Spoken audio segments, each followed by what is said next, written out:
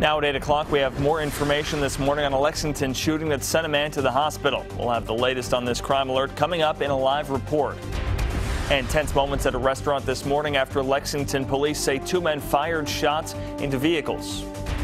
And after 57 years, people in Floyd County are remembering a somber anniversary. We'll have the latest on how the community is memorializing the victims of a deadly bus crash. Tracking, alerting, protecting. This is WKYT This Morning. Good morning to you. Happy first day of March. I'm Sean Moody. And I'm Mike Linden. The first day of March out in gangbusters this morning. Things are quite messy. We just left February and went right into March just like this, messy. Not fun to be outside right now. And if you're thinking about driving, you might want to just give yourself a little extra time to get to where you need to go today, especially north of 64. That's pretty much the dividing line right now for any and all of the wintry mix that we're currently seeing in the state. The green, of course, that is just the regular rainfall, and we should transition over to that as we head into the middle of our day today. But if we key in on those spots north of 64, you can see still in the state capital, the pink color there, dealing with that wintry mix. It all hinges on the temperature. And now in southeastern Kentucky, spots like Morgan County, Magoffin County, starting to see this wintry mix and rainfall. Just very messy out there. And into our afternoon today, we really won't have much of a break. More rain is on the way. But it's not just today we're dealing with active weather. It looks like for the next several days could be rather messy for us. Sean? All right, thank you, Mike. We have more details this morning on a crime alert we've been tracking in Lexington overnight. Lexington police are still looking for a suspect involved in a shooting that sent a man to UK Hospital. WKYT's Hillary Thornton is live from UK Hospital with the latest on this crime alert. Hillary, good morning. Good morning, Sean. We have learned that some sort of disagreement led to that shooting in a parking lot last night around 10 o'clock when shots were fired into a vehicle.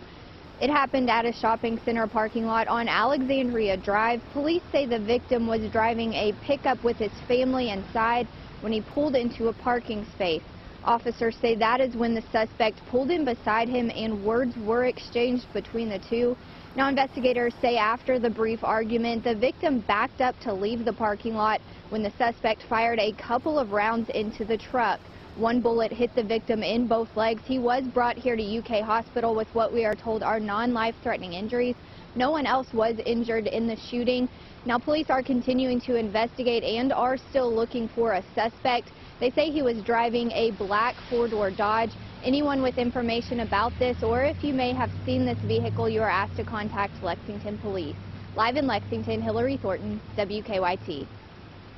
All right, Hillary, thank you. Lexington police have identified a man accused of trying to rob a tobacco store. Police are now looking for Darnell Thomas Jr. They say Thomas and another man walked into the tobacco zone on North Broadway Friday night and tried to rob the owners. Now you can see in the surveillance video, the clerk grabs the gun and then points it at them. She told us she struggled with one of the robbers, and during that struggle, she said she fired a shot at his shoulder. Like, nothing scares me.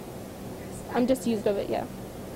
These people don't know respect. They don't give respect. Start giving like stricter punishments. I think robbers would have like a lesson to them that if they try anything.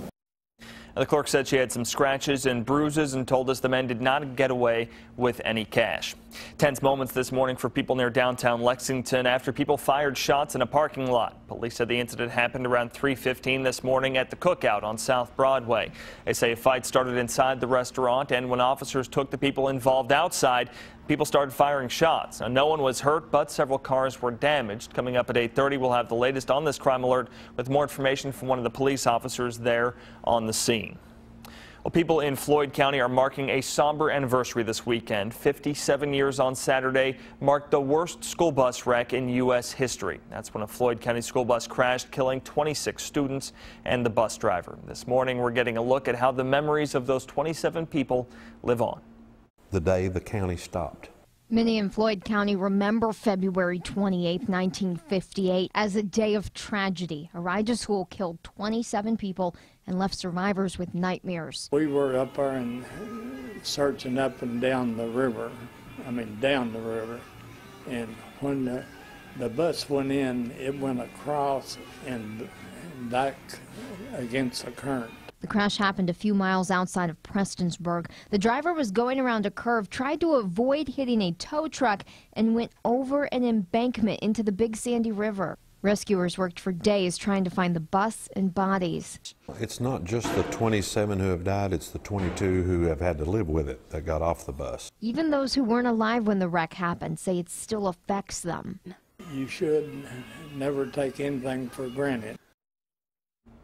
Now, a memorial sits in front of the Floyd County Rescue Center for the 27 people who died. The center opened several months after the crash.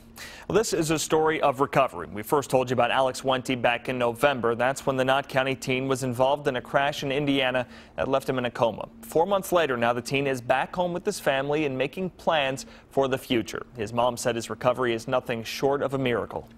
So even when everybody had given up, I knew, you know, he's going to come out of this.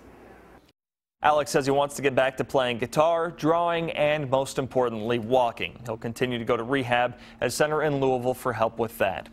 International news, a shooting at a North Carolina nightclub left 2 people injured this morning. Police there say that during a party featuring rappers T.I. and Jeezy in Charlotte, someone started firing shots. Hundreds of fans were sent spilling out into the streets in a panic as police investigated.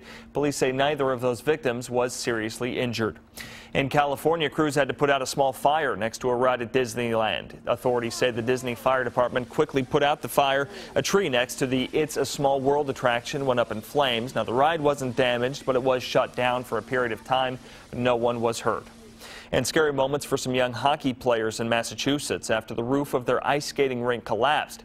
A buildup of snow was just too heavy for the Canton ice skating rink. The coaches said they heard a loud boom in the corner of the rink, and as soon as they heard it, they ushered all the kids and the parents out of there. Just moments later, the roof caved in from the weight of all that snow, and the force of the collapse blew out a wall as well. Major automaker Hyundai is recalling about 250,000 cars because of a steering problem. A sensor issue could cause drivers to lose power-assisted steering. Now, despite the issue, the company has not reported any injuries or accidents. The National Highway Traffic Safety Administration says that the glitch would cause cars to switch over to manual steering. That would require much more effort to steer and would create a bigger crash risk. The affected cars include more recent models from their Elantra line.